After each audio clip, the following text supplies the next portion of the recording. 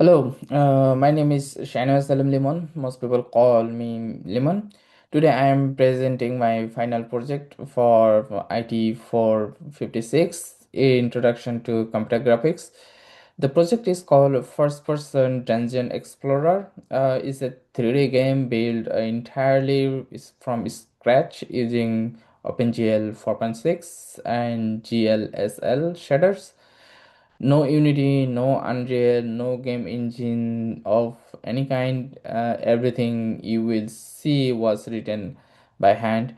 Let's get into it. First, a quick introduction. I'm a graduate student in computer science here at ISU.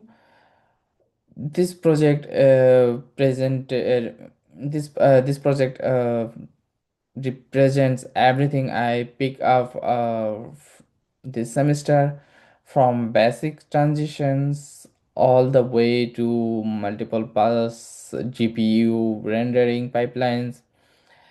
The project name is ID 456 game Lemon, and is written in C++, OpenGL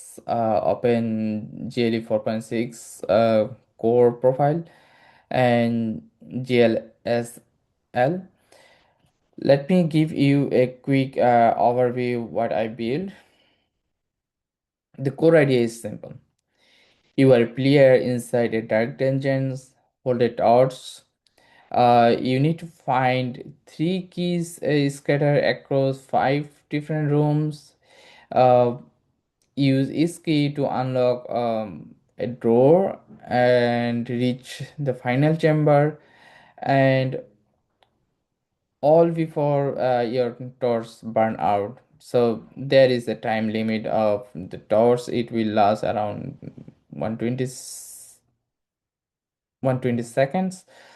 Underneath that gameplay, the project is a complete 3D render system. The dungeon has five interconnected rooms, four corridors. There are seven dynamic points lights, four different surface type, each with their own textures and normal maps. Nine GLSL shaders spread across five shader programs. The whole thing comes about more than 1000 lines of C++, um, all written from its scratch. Uh, as I already mentioned, there is no game engine or library has used, just raw OpenGL. I will now walk through the specific requirements, how I made each one. All five core requirements are made.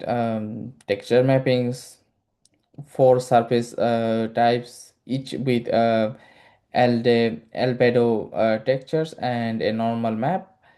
Transformations, door slides up, keys, spin, and bob. All use model metrics. Camera, first person WASD, mouse look with collision detections, blink phone lightning applied to all surface with material properties, light clusters, 7 points light, one player torch that moves with the camera, six fixed wall torch. So beyond the five core requirements, I also implemented a significant number of advanced features. The requirement was more than two advanced feature. I implement as much as I could. The highlights here: PSF shadow mapping with a 9 tab 3 into 3 kernel for soft shadow, HDR rendering and blooming. Then normal mapping with TBN matrix construction per fragment, still outlier outlines on interactive object plus gamma corrections, frame buffers, blending, advanced GLSL with MRT, and torch flickers and fuel systems. Let me now go deeper into what I personally built for this project.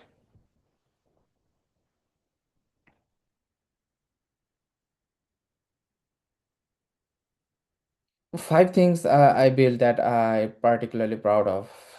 The first one is 5 pass render pipelines. Every frame runs 5 separate shaders program in sequence before anything hits the screen. The design the whole chain from scratch, the dungeon geometric systems, 4 separate vertex buffer with their own textures, one per surface type. The torch fuel mechanism. As the torch depleted, the screen is darkened effect through a big net effect. The torch light fades, torch dies before you collect all keys. Game over. The graphics directly serve the gameplay. Fireworks particle system, 6 shells with Fibonacci pairs distribute for uniform spark coverage, triggered on win. 3D text overlay. I integrate STB TrueType to rasterize glyphs and runtimes, glyph at runtimes, and use 5 extrusion passes to give the text a 3D depth effect. Let me walk you through the rendering pipelines itself. So passes every frame, left to right on the diagram. Pass one, render the scene from the torch perspective into a depth textures that the shadow maps. Render the full lead scene into an HDR frame buffer using multiple render targets, multiple render targets. One buffer gets the full scene, the second gets only pixel brighter, then 1.0 for bloom. Pass 3, blur that bright buffer 10 times for the bloom gloom. Pass 4, composite the scene and bloom together. Apply ACES tone mapping and gamma corrections. And the last one is draw 3D text overlay on top with alpha blending. Now let me cover the individual technical system starting with texture mappings.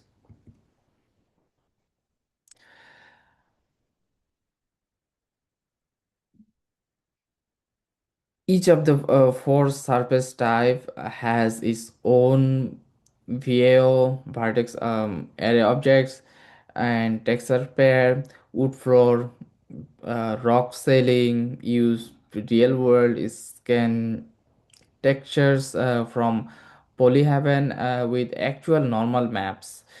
Stone and marble walls use albedo only with flat normals.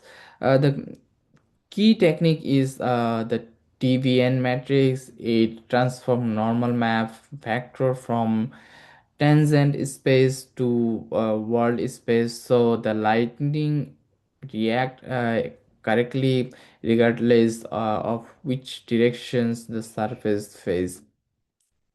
Now the lightning system, 7 light points. Light 0 is the player torch. It moves with the camera, cast a shadow, and flickers based on two overlapping sine waves, so it feels organic rather than mechanical. Light 1 light 1 through 6 are fixed wall torch with independent flickering offset. Attenuation is physically based, 1 divided by 1 plus 0.14 d plus 0.07 d square. Bright up close, dark quickly. Let me go through shadow mapping specifically. Three steps. First, render the scene from the torch POV into a 2048 depth textures. The second, in the main fragment shader, project each fragment into torch space and sample the shadow map with 9 tabs in a 3 into 3 grids. Averaging those gives a soft shadow edge. Third, because it rendering every frame, the shadow moves in real time as you walk. The bias term prevents shadow acne, self shadowing caused by floating points perceptions. The Bloom and HDR pipeline is next, so let's go into that. Three linked system HDR rendering into GL RGB F16F. Let's light values exceed 1.0 before anything clumps. Bloom multiple rendering targets extract pixels above 1.0 into a second buffer, which gets blurred 10 times and added back for glow halo around torch. ACES tone mapping. The formula on the slide compress the HDR range back to 0 to 1 with a cinematic 4 curve, much better than just clamping, which destroy highlights details. Next, stencil outline.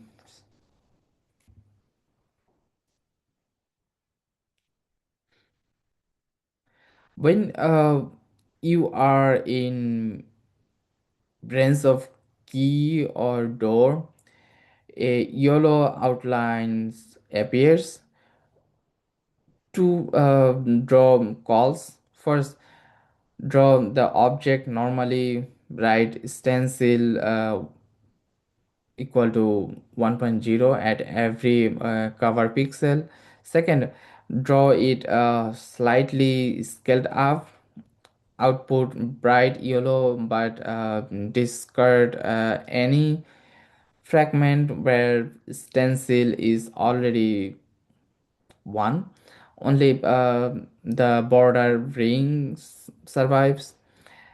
No UI text needed. The outline itself tells you. Press E. The Win instead use a particular system. Let me explain how that works.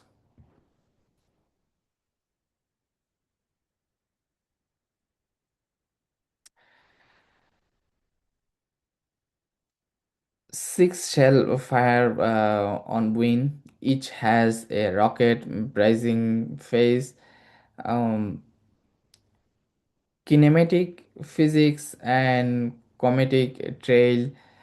Then a blast phase where a thin spark launches outward. Uh, Spark directions use Fibonacci pairs. formula for perfectly uniform coverage, random directions cluster. Fibonacci does not. Now let me look at some actual screenshot from the running game.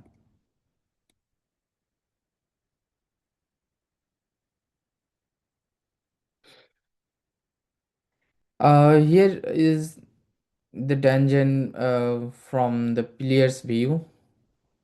uh, wood floor wood floor grain, rocky ceiling, you can see on the top, uh, stone stone wall,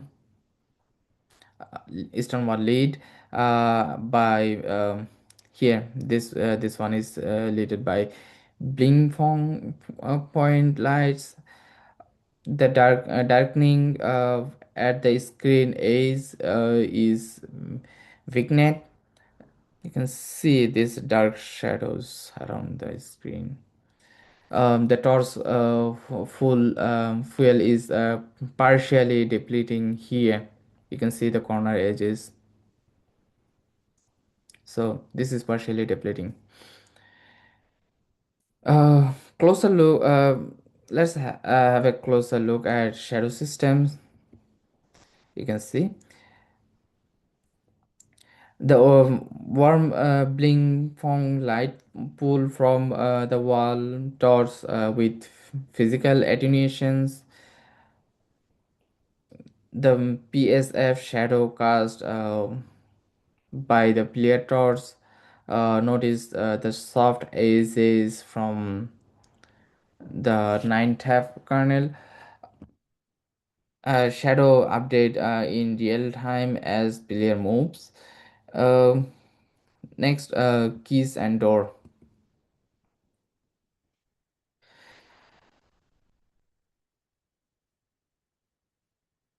The key is spinning here with bubbling in real time. The yellow stains outline appears when the player is within the range. That's the stance buffer, not a UI element. Same outline appears on the door when you have the correct key. Now, here is what winning looks like. Collect all three keys and this triggers the congratulations. Uh, Text slide to center using STB true type rasterizations with a 3D extrusions effect. Six fireworks. You can see the small boxes. Shall burst simultaneously with a Fibonacci distribution spark. Now now and the other player possible ending. No, the other possible ending is so if the torch run out of the scene goes dark, uh, a pulsing red overlay fills the screen and game over. Text appears in the bright red 3D text. The window automatically close after 6 seconds. Let me cover controls quickly before we do live demo. So controls are minimal. WASD to move, mouse to look, E to interact is all the controllers that we have done throughout the semester. E picks up a key within 2 meters or open a doors within 2.5 meters if you have the right key. B toggles bloom on off so you can see the difference in real time. And escape to quit. Three keys, three rooms. collect them all before the torch dies. You win. Let the torch die first. Game over. We will straight into live demo next.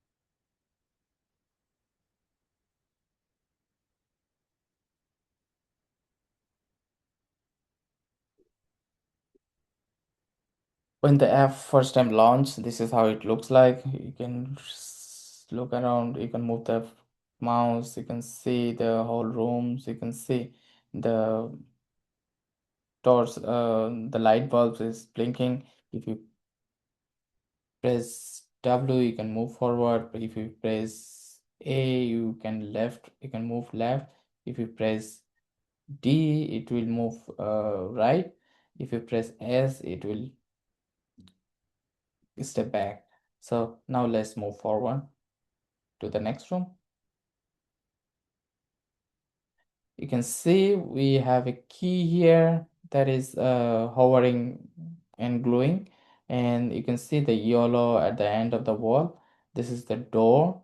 So you can see the door doesn't change or doesn't have and doesn't show any effect. You cannot move forward unless you have a key. So this is the glowing box. This is the key. So let's move toward the box, and you can see the color has changed.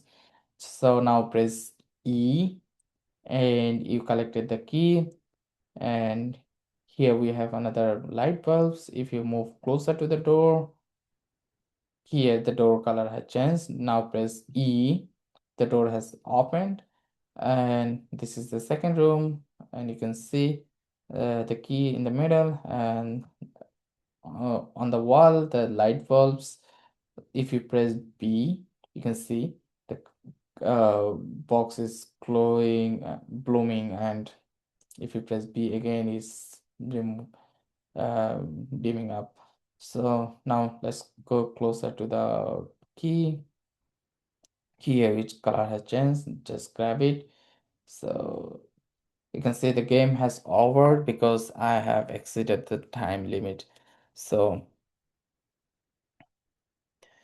let's start again and let's finish the game this time.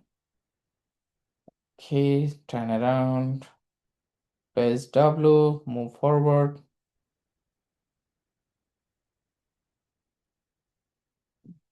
press E, collect the key, and then move forward, open the door, press E, the door has opened, and then press E again and move forward. Let's see, press E, door open. This is the fourth room. It doesn't have any key, but it has a light bulb. So now move forward and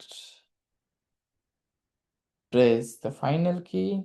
This is the third one. You can see the game is over. It's showing congratulations, and you can see the rockets is popping out.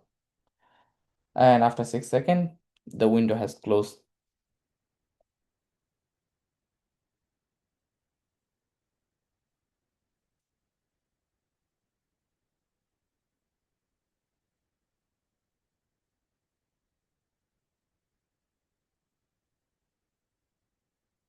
Let me share my screen.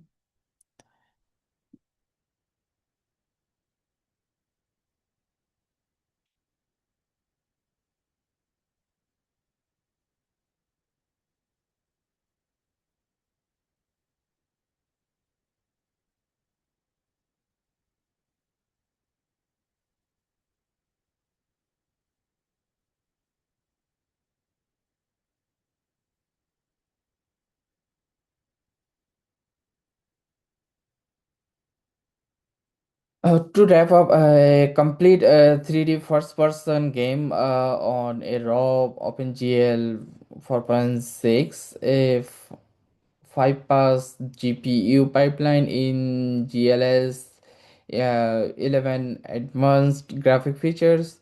What I will carry forward from this project is understanding how full pipelines fit together, not just isolated technique, but how each pass feed into the next. Building the SDR chain end to end made click in a way no single exercise could. Thank you.